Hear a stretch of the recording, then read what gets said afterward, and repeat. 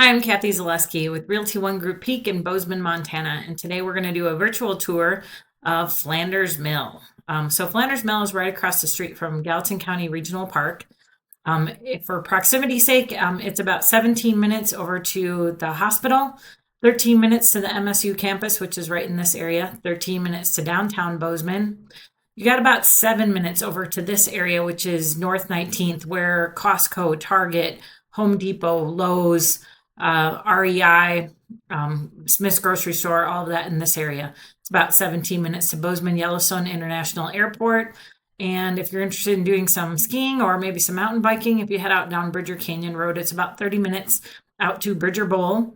And if you'd rather go down to Big Sky, you can head through Four Corners and go south on 191, and it's 1 hour and 4 minutes to Big Sky Mountain Village. So in terms of proximity, you're very nice and close to town, but still close enough to the airport so that it's not a big drive.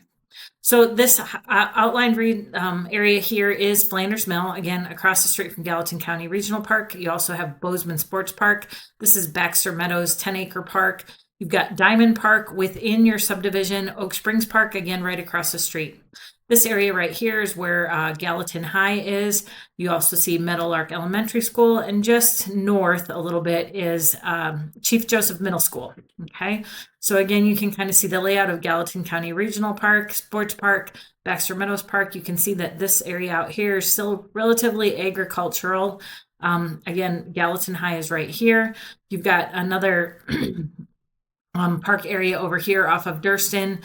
And another, I think it's an elementary school as well over there. So we're going to do a little driving tour, and we're going south on Ferguson here and turning into Flanders Mill.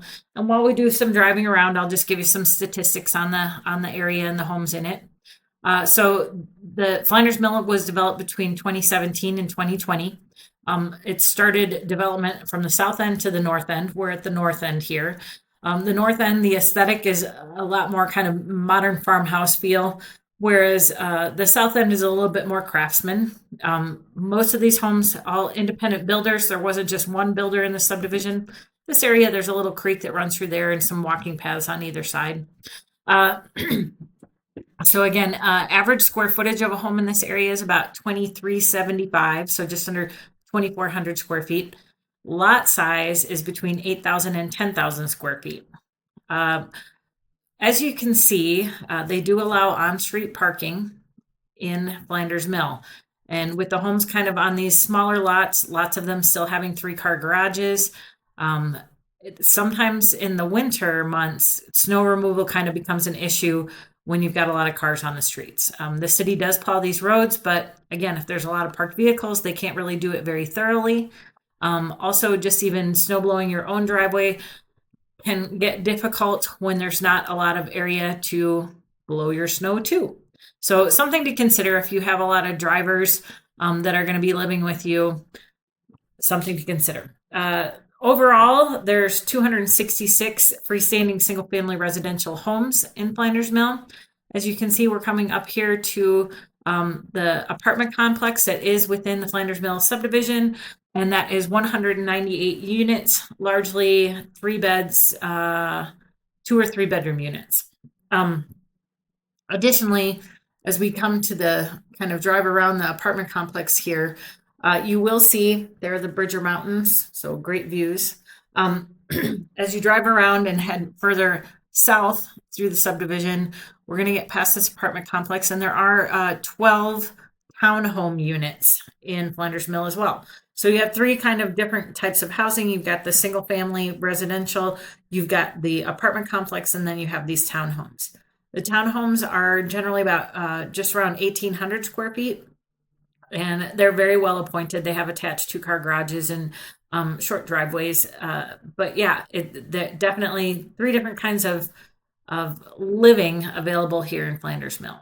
I think this street is a little bit crowded, but you can see that quite a few of these are like construction related trucks because there is a couple of homes being built on that street. So this is Windrow, and we're going to end up, here are the townhomes on this side of the road. And we're coming up to Oak Street here. And then across further south, as we look south, is that Diamond Park, and there's a big pond in there as well. Gallatin High is over this direction. We're going to turn left onto Oak, and you will see the stoplights, and that is Ferguson again. Those stoplights right up there are Oak and Ferguson, and again, there's your Bridger Mountain views. Flanders Mill, great neighborhood. If you see yourself spending a lot of time at Gallatin High or Chief Joseph Middle School or Meadowlark Elementary, or maybe at Gallatin County Regional Park or at the dog park there, which is great. Those are all really close proximity, which is wonderful. Now, if you've got any more questions about Flanders Mill or would like some current market information about what homes are selling for or what homes might be available currently, please don't hesitate to reach out. Call, text, email, or just put a message in the comments here on the YouTube channel, and I'll be happy to get back to you. I do appreciate you watching the video. We'll have several more videos coming out of different Bozeman neighborhoods, so you can do some research that way. So if you could subscribe and like, that would be ideal.